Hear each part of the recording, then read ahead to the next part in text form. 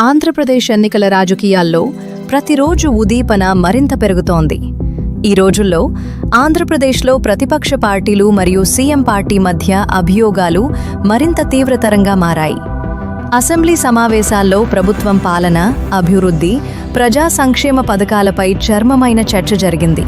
ప్రత్యేకంగా ప్రతిపక్ష నేతలు ప్రభుత్వ పారదర్శకత గురించి గాఢమైన ప్రశ్నలు వేశారు. వారి అభిప్రాయం ప్రకారం ప్రభుత్వం ప్రగతిని నిలపడానికి సరైన చర్యలు తీసుకోవటం లేదు. కాగా ప్రభుత్వం లేకుండా ఉండకండి అని నాయకులు ప్రస్తుత పథకాలు మరియు సవరణలను గంభీరంగా ప్రస్తావిస్తున్నారు.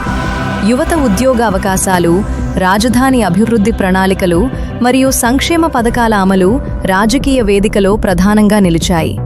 ఇలాంటి చర్చలతో రాజకీయ వాతావరణం వేడి అవుతోంది.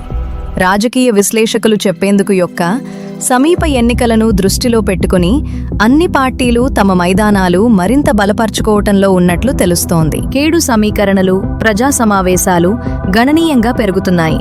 ప్రతి పార్టీ నాయకత్వం తమ కక్షా కార్యకర్తలను మరింత సక్రియంగా మిగిల్చేందుకు వివిధ రకాల నైపుణ్యాలు మరియు వ్యూహాలను అవలంబిస్తోంది.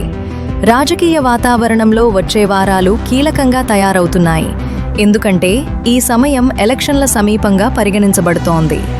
విశ్లేషకులు కూడా చెప్పే విధంగా భవిష్యత్తులో రాజకీయ పోరు ఇంకా కఠినంగా, జోరుగా ఉండే అవకాశాలు ఉన్నాయి. ప్రస్తుత సుదీర్ఘ చర్చలు మరియు వాదనలు ఆ రాజకీయ వాతావరణానికి మద్దతు ఇస్తున్నాయి.